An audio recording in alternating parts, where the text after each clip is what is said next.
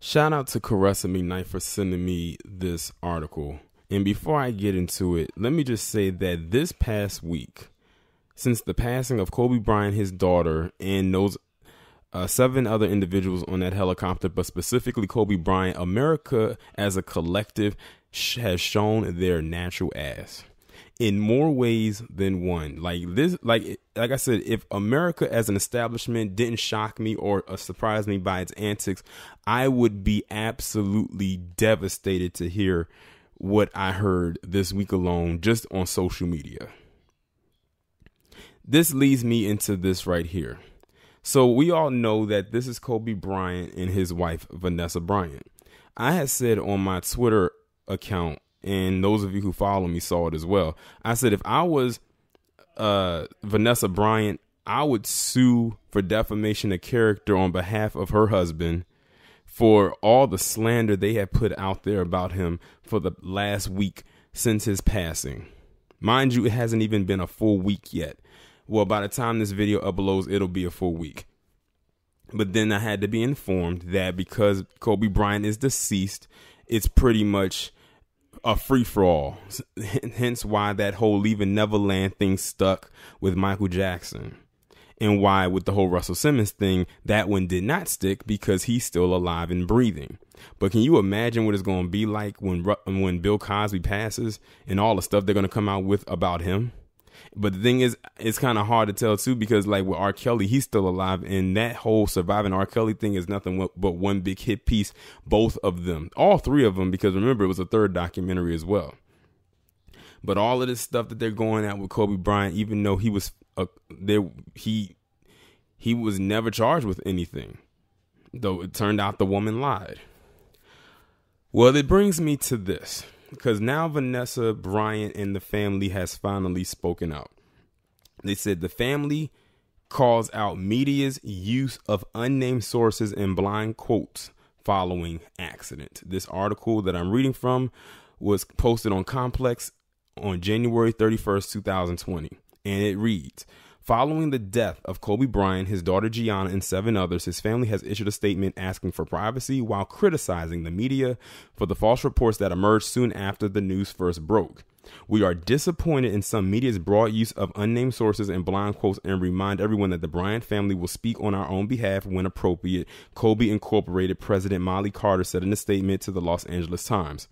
To this point, no one has been authorized to speak on behalf of the family regarding any personal details surrounding Sunday's tragedy, including stories related to the family's previous air travel decisions. We ask members of the media for respect and responsible judgment during this difficult time. These inaccurate reports only add unnecessary pain to a grieving family. So this is basically going out to the people who think that they have all these theories as to why the plane crashed. Not the plane, the helicopter crash, and all these other theories. Like I said, the only thing I heard that might be feasible is that the condition in that area. Sorry, I had to step off right quick. But back to what I was saying. My only consensus that I kept hearing was that the conditions in that area was kind of bad, so the visibility wasn't good enough to travel in that area. And then when you look at some of the footage, when you look at the sky, it didn't really look that visible. That's all I pretty much said on it as far as it goes. Another one that was going out there was probably maybe some mechanical errors with the helicopter, because I did hear that they had to hover in the air for about 40 minutes, which is kind of long, which is pretty lengthy for a helicopter to just sit there. But all this other wild and weird stuff that people came up with, I don't know where that's coming from. The stuff with people saying that it was a hoax and all of that, that's a bit far-fetched. And no one wants to really hear something like that in the midst of a tragedy that this was possibly a hoax. Like, no one wants to hear that. Shortly after reports surfaced that Kobe and Gianna had died, ABC News chief national correspondent Matt Gutman claimed all 4 of the Bryant children had died in the crash. That was the other thing that went out there. Like, that shit, like, literally, that one. And the one about Rick Fox being in the helicopter also. And this pretty much backs up the video that Harvey just recently did about Matt Gutman and why he was suspended. Now, mind you, this is a guy who works for ABC. ABC News promptly suspended Gutman for his erroneous reports. Reporting the facts accurately is a cornerstone of our journalism, an ABC News spokesperson told CNN. As he acknowledged on Sunday, Matt Gutman's initial report was not accurate and failed to meet our editorial standards. Thursday's statement from the Bryant family comes after Vanessa Bryant's heartbreaking post on Instagram on Wednesday.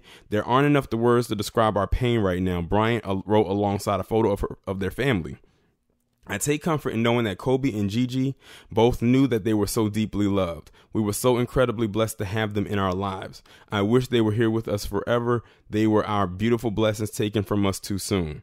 Kobe and Gianna were 41 and 13 respectively. They are survived by Vanessa, age 37, Natalia, age 17, Bianca, age 3, and 7-month-old Capri. But, you know, like I couldn't even imagine being in their family's shoes right now. I mean, to lose your two members of your family in that manner, like that, at the same time, so tragically, and then have to deal with the onslaught of people in the media getting stuff wrong, or dealing with these feminazis criticizing their marriage because of who he was married to, or of course, the bringing up of the 2003 alleged rape that we know did not happen, but they keep trying to push it down our throats as if it did. That's a lot of stuff to deal with. It's a huge burden to have to deal with that they should not have to deal with. Like, they are not allowed. I think the most disrespectful thing about this is that this family is not being allowed to grieve in the way that they should. And that, unfortunately, is one of the biggest cons of being a public figure that had a minor infraction on their resume in their, I guess you can say, in their career life, i.e. the whole thing in 2003. But then again, you also know that Kobe Bryant, at the same time, was a black man. So they will dig and dig and dig until they find something like an infraction to throw onto his name. I mean, if they'll do it to Michael Jackson, who's been deceased for over 10 years now, then doing it to Kobe Bryant, who hasn't been dead 10 days, is nothing for them. The media has no good conscience whatsoever. None. That's why I call them lamestream media.